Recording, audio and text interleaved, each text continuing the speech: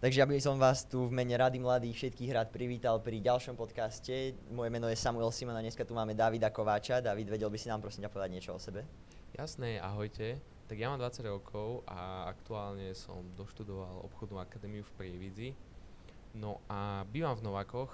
Ono je to tak spojené aj s tým, že som športoval, býval som rovno pri jazere, tým pádom som rovno robil kanoistiku. A možno, že aj to je dôvod, prečo tu dnes sedím, pretože mi to pomohlo vybudovať si takú osobnosť, aby som sa zaprel jednoducho a išiel do niečoho. No a preto tu dnes sedím aj z toho dôvodu, že sa venujem aktuálne financiám a zaujímal som sa o to už od 15 rokov skrz to, že som spoznal kamaráta, ale osobne som ho videl až o 3 roky. A ten investoval do kryptomien a potom ma na to namotivoval. Ale o tom si môžeme kľudne povedať neskôr. No čo ešte o mne? Máš napríklad v pláne ísť na vysokú?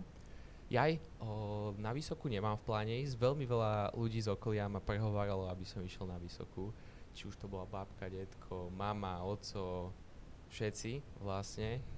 Ale ja som si tak uvedomil, že nechcem byť asi ako ostatní. Chcem sa živiť nejako sám. Chcem mať variabilný čas pre seba.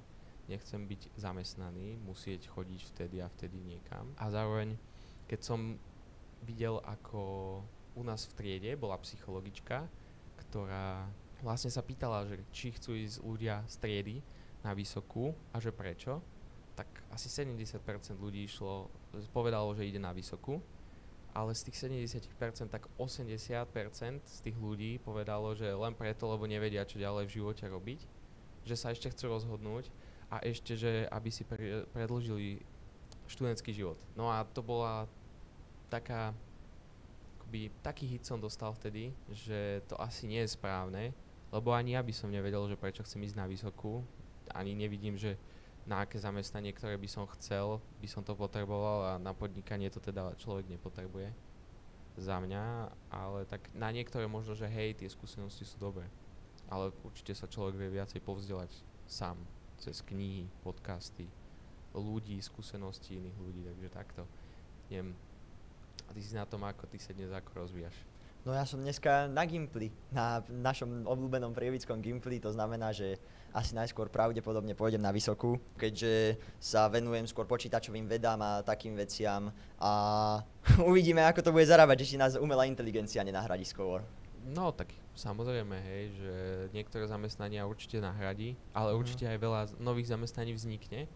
No už som počul aj takú teóriu, že ak by teda umelá inteligencia nahradila veľa zamestnaní a jednoducho by bola taká veľká ako keby chudobná vrstva, ktorá by nemala kde pracovať, tak jednoducho by bol ako keby taký príjem, nejaký základný, aby tí jednoducho ľudia sa nebúrili a neboli potom akoby pohromy.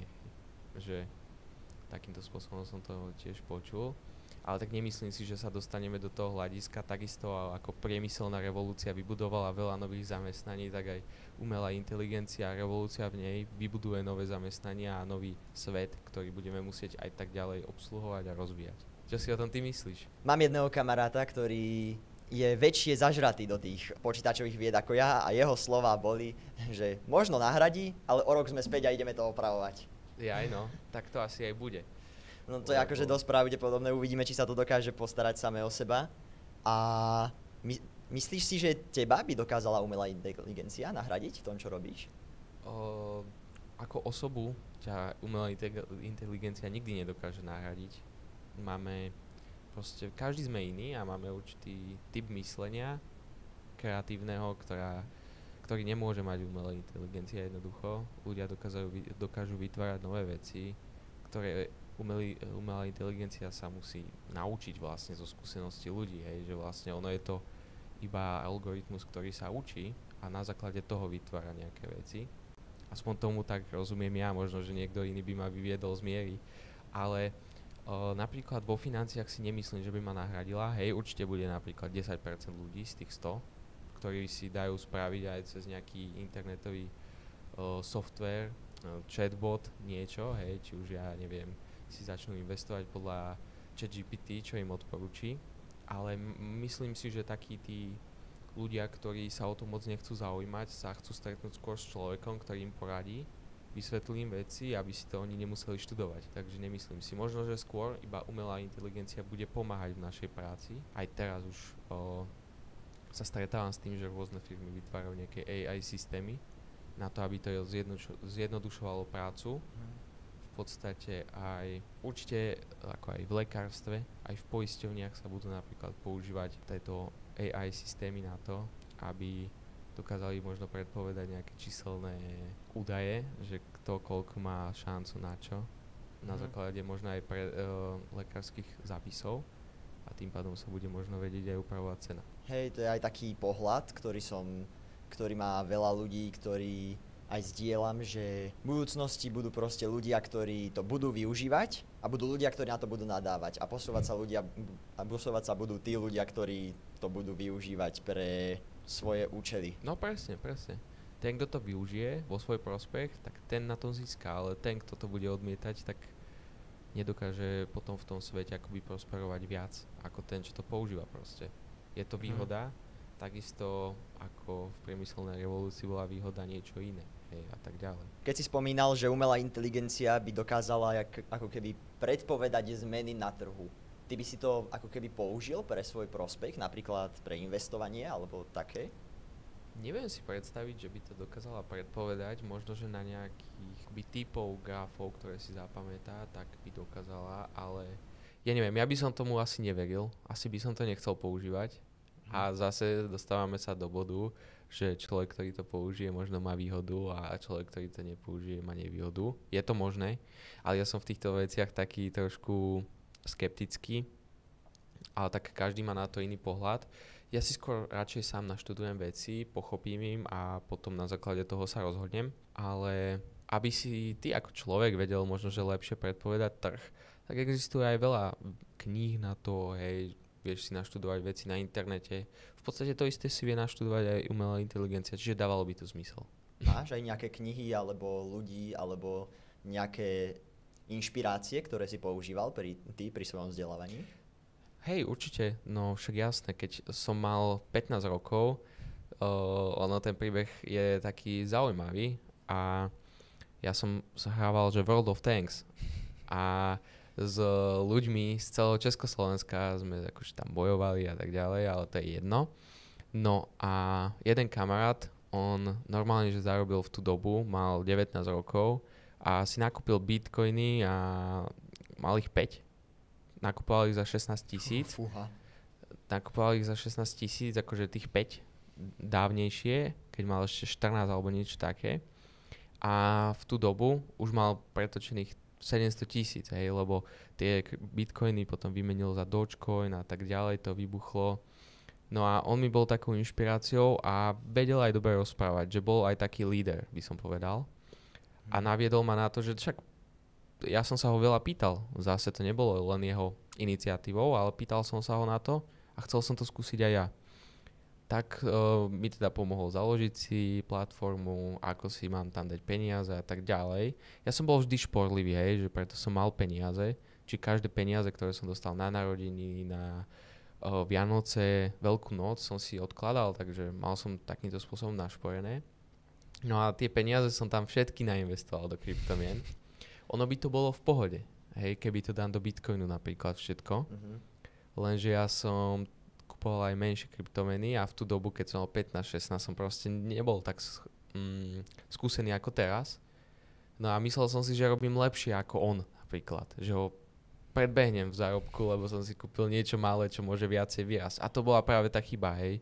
Čiže toto určite nerobte, keď tak Bitcoin, ale určite by tam mala byť len časť portfólia, že proste do 10% akoby z celého portfólia. A takže on bol taký môj prvý vzor, aby sme prešli tej otázke. Ďalej, moje vzory boli ľudia z internetu, hej, že vlastne ako som sa začal zaujímať o túto oblasť, som prestal sa absolútne hrať na počítači a začal som sa akoby zlepšovať, získavať nové skúsenosti, viacej športovať. Úplne som odrezal tým pádom počítač aj jeho, v podstate. No a potom som veľa študoval veci z amerického YouTube. Či už o disciplíne, o návykoch, ale aj o investíciách veľa. A veľa tam som počul také veci S&P 500, ja neviem, Nasdaq, pasívne investovanie, pasívny príjem. A to bolo ešte dávno, to bolo 4 roky dozadu. Vtedy tie videá vyzerali inak ako tie teraz. Ja som si pozeral najmä YouTube a také tie dlhšie videá, nie krátke. No a bol som toho názoru, že nechcel som pozerať slovenský YouTube, slovenské videá, ale iba americké, lebo som mal pocit, že tam je teda viacej informácií. Ale prešiel som aj k tomu, že chcem niečo zistiť o podnikaní na Slovensku. A som si hľadal nejaké podcasty na akoby slovenskej scéne alebo videá. Vtedy som prišiel aj na jeden podcast. Viem, že tam akoby prerozprával knihy, typčok. Ale zároveň aj podcasty, že na rovinu o peniazoch a na rovinu o financiách. Či o podnikaní, tak. No a tam som sa vlastne spoznal s jedným človekom, ktorý robí tiež financie ako aj ja. A on je mi veľmi veľký vzor. No a vlastne vďaka tomu som aj začal takto. No a začal som aj získavať akoby tie reálne skúsenosti z toho sveta financií, z toho, alebo som začal aj vedieť, ako investovať do nehnuteľnosti a takto. Čiže tak by som povedal. A okrem toho, môjim vzorom by mohol byť aj napríklad, že z časti Elon Musk, hej, že je taký, že sa veľakrát prekonal a vybudoval veľké veci, ale aktuálne má všelijaké názory. Takže je to také pol na pol. Warren Buffett, najväčší investor na svete. No a ešte mi nenapadá niečo také, že úplne, že jednoznačné pre mňa. Ja som chcel napríklad, že ty si hovoril o kryptomenách, myslíš si, že stále sa oplatí investovať do kryptomien? Lebo som počul, že to zomrelo a ľudia na to majú také zmiešané názory teraz už. Aktuálne je to tak, že zomreli v podstate tie menšie kryptomeny, ale Bitcoin je ako keby taká hlavná a ľudia do nej investujú určite stále. Podľa mňa veľa ľudí už investuje do neho pasívne a čaká, že proste rokmi, ktoré budú nasledovať, to bude rásť nejakým spôsobom. Určite to podľa mňa bude viacej rásť ako akcie a tak ďalej, ale nemyslím si, že je to niečo, čo by bolo isté, čiže treba si dávať pozor, treba tam dať niečo určite, je lepšie tam niečo dať ako nedať. Ako som ale hovoril, do tých 10% a asi by som nenakupoval po mojej skúsenosti nič iné okrem Bitcoinu a maximálne nejakú malú špekuláciu, hej, ale to fakt, že s malými peniazmi. A čo si myslíš napríklad o NFTčkách alebo iných takýchto ako keby internetové umenie, alebo ako sa to vôbec nazývalo? Jasné, no. To mám pocit, že úplne umrelo. Vlastne o to som dlho nepočul nič. Ale tak asi aj preto, že teraz aktuálne sledujem úplne iné veci, tak mi to ani nevyskočí na tom YouTube a tak ďalej. Ale sledoval som o tom 3-4 roky dozadu niečo. Myslím si, že to bol len taký rýchly hype. Tí ľudia si mysleli, že to bude budúcnosť. Akože určite sa to niekde uplatní a niekde sa to bude používať, ten ako keby spôsob tej technológie. Ale podľa mňa to nebude, že úplne v umení, ktorú si môže ktokoľvek vlastne kedykoľvek vytvoriť na počítači, to podľa mňa nemáš takú hodnotu. Skôr možno, že v hrách sa to môže použiť. Ale viacej o tom neviem, len viem, ako funguje tá technológia viac menej, ale vtedy som sa o toto nezaujímal, že nenakupoval som to vôbec, alebo takto, to nie. A ja som chcel, že ty si spomínal ľudí, ktorí ťa inšpirujú, majú niečo ako keby spoločné, že ako by si, čo ja viem, opísal úspešného človeka, to by ma celkom zaujímalo. Tak vieš čo, základom úspechu, myslím, a podľa mňa hlavne, by som to tak povedal, je to, aby ten človek, ktorý sa považuje za úspešného, bol s tým spokojný, čo urobil. Že jednoducho, možno aj taký pohľad z konca, čiže z konca života na ten život, keď si človek predstaví, že OK, keby som toto spravil, keby som mal taký majetok, keby som bol taká osobnosť počas života, keby som bol tak vnímaný ľuďmi, keby som bol takým príkladom, takým vzorom, keby som toto naučil niekoho, keby som mal takú rodinu, také deti, taký dom, alebo ja neviem, proste každý si tam môže dať to svoje, tak vtedy si myslím, že ten človek sa môže nazvať úspešným, že keď by sa z toho konca vedel pozrieť na svoj život, že za toto som naozaj rád. A tento pohľad na ten koniec, to akože čo ťa motivuje dopredu? Určite hej, že vlastne nechcem byť starý a zamýšľať sa nad tým, že kokos, keby som mal zase o 20 rokov menej, 50 rokov menej a keby vtedy robím toto a toto. Vlastne tí ľudia starí častokrát toto ľutujú, že niekedy niečo neurobili, že mali strach z nejakej hlúposti a potom sa im niečo nedarilo, neurobili, neoslovili to dievča, čokoľvek, neotvorili tú firmu, no a tak ďalej. Potom to tých ľudí mrzí. Alebo že napríklad starých ľudí môže určite mrzieť aj to, že začali s nejakými zlými návykmi. Že začali s fajčením, že začali s pitím alkoholu, pokazili si zdravie, chodili von so zlou partiou, ktorá ho ťahala do zlých proste koničkov, alebo potom to, že nevyužívali ten čas naplno. Hej, že premarnili napríklad svoju mladosť na veci, ktoré nemajú až taký zmysel. Ty máš nejaké takéto skúsenosti alebo chyby, čo si spravil a chcel by si sa im vyvarovať? A mladí ľudia by sa im mali určite vyhnúť? Určite, hej. Určite som spravil množstvo chyb, hej, že myslím si, že každého by tá cesta má veľa chyb. Nikto není bezchybný, nikto sa nenarodil bezchybný a proste vždy budeme robiť chyby. Aj ten, čo si povie, že on je už skvelý, aj ten spraví znovu chybu, ale v niečom inom, možno v inej ako keby veľkosti tej chyby. Ale ja by som možno odporučil, že určite ja som mal počúvať možno, že viacej ľudí, ktorí boli starší, ale v takých všeobecných veciach. Že možno nie v konkrétne, že rob toto a bude to dobré, ale skôr v tých veciach, že nerob toto. Určite som míňal veľa času na to, že som chodil von s ľuďmi a tak ďalej, keď som mal že 13 až 17. Ale určite ma to zase aj posunulo po tej osobnostnej stránke, že sa teraz nehanbím alebo takto. Ono určite takéto veci ťa posúvajú ďalej, chytíš nové kontakty, naučíš sa rozprávať s ľuďmi, vieš, čo ľudia chcú. Tak. Tiež tak pomôže. Určite to pomôže, len možno, že si vybrať inak tú partiu. Hej, že to by som možno odporúčil, že nie ten prvý, koho vidím. Určite vieš, čo je chyba, ktorú som robil. Celý život som chcel proste nejakú poriadnu frajerku, s ktorou že vydržím do konca života, úplne taký sen, hej. A mal som, že 14 rokov, hej. A to bola extrémna chyba, hej, že vlastne takto sa na to pozerať. Pozerám sa na to tak stále síce, ale už mám viacej rokov a som si schopný povedať, že čo je možno to, čo od tej baby chcem, alebo takto. Aktuálne frajerku mám a dúfam, že to vydrží, ale však svet sa mení, nikdy nevieme.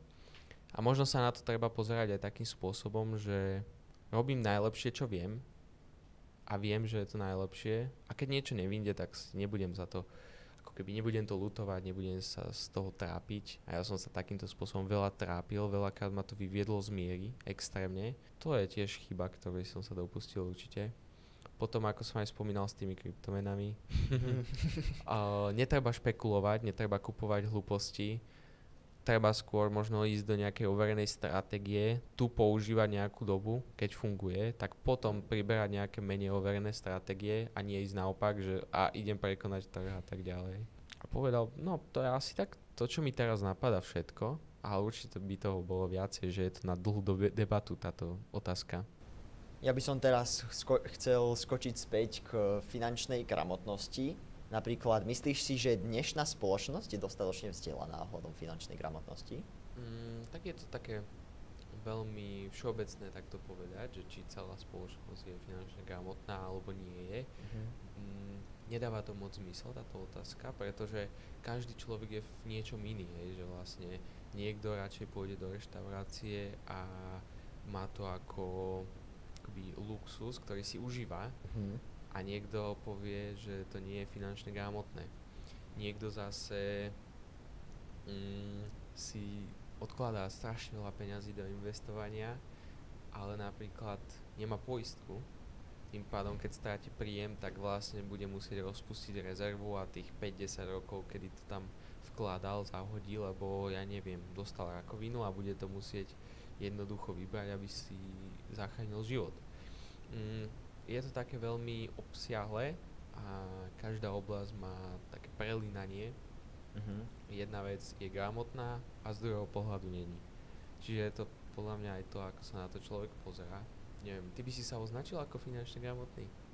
Možno v čom hej, v čom nie, kľudne povedz. Ja si myslím, že v rámci možností, akože ja sa snažím si odkladať peniaze, aj sa mi to darí väčšinu času, samozrejme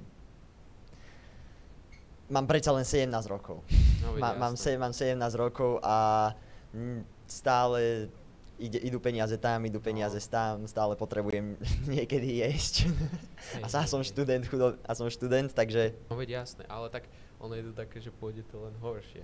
Hej, že vlastne v živote budú narastať záväzky, bude narastať nejaké míňanie, budeš mať frajerku, ženu, deti, tak to je ešte horšie a horšie, takže tak to bude.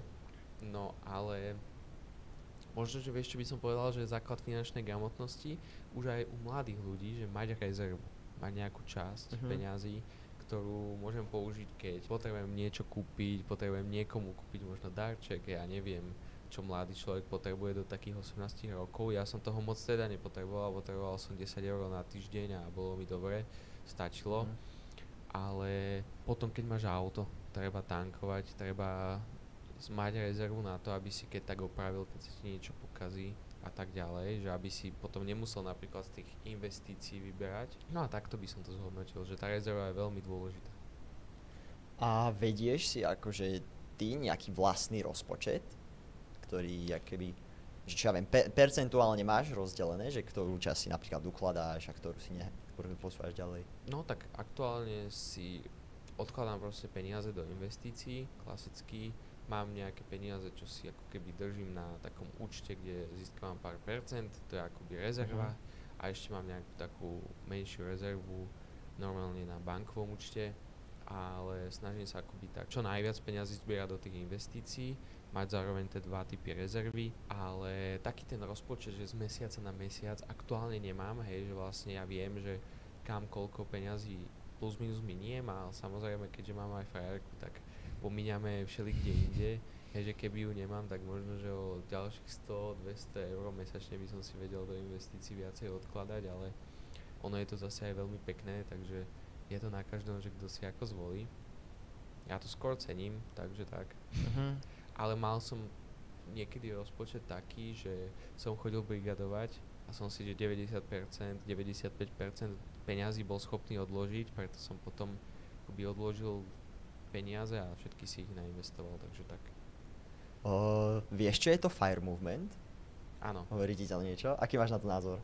Určite veľmi skvelá vec, že aj z bežných zamestnaní človek dokáže napríklad sa stať finančne nezávislým, tým pádom to znamená niečo také, že odkladá väčšie čiastky, ako napríklad taký investor, ktorý chce len peniaze mať nasporené do dôchodku. Napríklad dvoj-trojnásobné čiastky a tým pádom možno už aj v 50-ke, 40-ke môže ísť do dôchodku, určitého dôchodku v podstate. Že príkladom by som dal, máš 500 000 v akciovom portfóliu alebo ETF fondoch, spraví ti to 8% ročne, to je 40 000 a to je nejakých 3333 mesačne v priemere. A samozrejme máš roky, kedy to prepadne, máš roky, kedy to vyrastie menej a kedy viacej. Ale priemer je nejaký takýto. A vtedy by som povedal, že si v podstate finančne nezávislý a stačil ti na to 500 000. Hej, že akože zdá sa to veľa, ale po 30, 20 alebo 40 rokoch sa tam dokáže dostať fakt, že každý, aj s menšími čiastkami. Ako teraz by som to mohol počítať, že koľko potrebuješ odkladať, keby 20-30 rokov, nemám to teraz naučené. Ale dá sa to aj napríklad nehnuteľnosťami, hej, že máš kúpený byt na hypotéku, dáš tam niekoho do nájmu, zvýši sa ti hodnota bytu, dostaneš, môžeš si refinancovať takto bývanie, dostaneš peniaze, ktoré môžeš znovu použiť na nejaký typ investície, napríklad aj do tých akcií. Platíš síce o to vyššiu hypotéku, ale väčšinou to aj tak spláca nájom.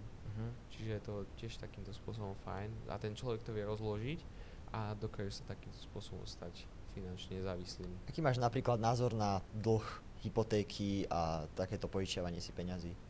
Tak hypotéka je určite, ako som aj spomínal, že vynikajúci nástroj aj na zbohatnutie, vlastne využiť iné cudzie peniaze na kúpu vlastného aktíva, úplne skvelá vec, hej, lenže zase ďalšia vec je tá, že keď zoberieme vysokú hypotéku, ledva ju splácame a ideme do toho bytu alebo domu bývať my sami. Vtedy to nie je úplne finančne gramotné, lebo nie je to pre teba aktívum, ale pasívum a každý mesiac ti to berie peniaze. Hej, že skôr ísť do niečoho menšieho a potom neskôr si dovoliť niečo väčšie. A spotrebné úvery, tak to je v podstate zlo do tej doby, kedy to človek nepotrebuje.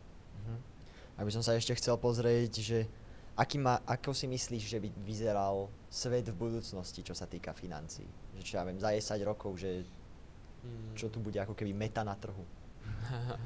Jasné, rozmýšľam, no neviem, že aká kategória by možno, že v investíciách mohla rásť. Nikto není podľa mňa, že nikto nemá tú sklenenú gulu, do ktorej sa vie pozrieť a vie predpovedať, ale určite bude viacej ľudí vzdelaných, aj finančne gramotných, aj o financiách. Bude jednoducho väčší pretlak na trhu podľa mňa peňazí, ak nebudú nejaké veľké krízy ako vojny a tak ďalej. A tým pádom aj bude veľa sofistikovanejších možno, že spôsobov, ako oklamať ľudí alebo vytiahnuť peniaze od ľudí. Takže asi takto si to predstavujem. Bude to podľa mňa komplikovanejšie žiť v tom svete o 10 rokov ako teraz, ale bude viacej ľudí schopnejších. A by som sa ťa ešte takto nakoniec chcel opýtať, že máš nejaké rady, ktoré by si chcel odovzdať rovesníkom alebo mladším ľuďom alebo niekomu? Určite by som niečo vedel vymyslieť. Neviem teraz hneď z hlavy, ale vieš čo, je lepšie spraviť nejakú aktivitu, nad ktorou dnes rozmýšľame, lamentujeme, že či ju spravíme alebo nespravíme. Ako som vlastne aj hovoril, že napríklad osloviť to dievča a tak ďalej. Hej, spraviť ju dnes a možno, že neprokrastinovať, lebo potom vieme prokrastinovať veľmi dlho a neurobíme to nikdy a potom môžeme ľutovať, že sme to neurobili niekedy. Takže toto by som povedal, že proste robte to, nad čím rozmýšľate, že chcete robiť, pretože jediná vec, ktorá vás, to som videl také video, kde taký známy youtuber, teraz neviem ale ako sa volá, on natáčal také vlogy a on na takej tabuli ukazoval, že všetko, čo chcete robiť, tak jediné, čo vás od toho drží, je to robiť tie veci. A je to fakt pravda, hej, že vlastne čokoľvek, nad čím uvažujeme, tak to funguje. Aj dnes som tak rozmýšľal nad tým, že čo tu dneska budem hovoriť, ale keď už to hovorím, tak dojde. Ale kľudne ešte sa opýtaj niečo. Napríklad mňa ešte napadlo, že veľa ľudí dneska hovorí, že mali by sme žiť každý deň, ako keby bol náš posledný. A toto je inak celkom vtipná téma, preto lebo keby je toto náš posledný deň, tak to znamená, že už nemáme následky. Čo je celkom zaujímavá téma, ale to možno niekedy na budúce. Ale hej, to si skvele povedal, vlastne to som si ani neuvedomil, ale už som chcel niečo hovoriť. Hej, že keby sme žili posledný deň, tak nemáme následky. Vlastne môžeš čokoľvek urobiť. No proste každý si tam vieme doplniť niečo, čo by sme možno, že chceli spraviť bez následkov. Ale možno je to tak myslené, že keď niekto povie, že žij ten deň ako tvoj posledný, že aby si si užil každý moment, aby si cenil možno každú situáciu, každý rozhovor s človekom, ktorého máš počas toho dňa pri sebe, aby si cenil možno, že každý nový nejaký moment, ako to, že tu dneska sedím, hej, že natáčam svoj prvý podcast, ty natáčaš svoj druhý, hej, že vlastne to je to isté, hej, že vlastne tiež si cením možno, že tento okamih a vlastne asi toľko by som povedal. Je to také na zamyslenie podľa mňa pre každého, ale žite svoje dni, tak ako keby boli vaše posledné, presne. To necháme pre vás na zamyslenie. No. Takže ja by som vás tu Rád by som vám poďakoval za tento podcast s Davidom Kováčom. Ďakujem aj ja za pozvanie hlavne, lebo ako hovorím, že prvá skúsenosť a som veľmi za ňu vďačný. Určite veľmi mi to dalo. A ďakujem Samkovi za moderovanie. Skvelé. Dobre, a budem rád, ak vás uvidím pri ďalšom podcaste.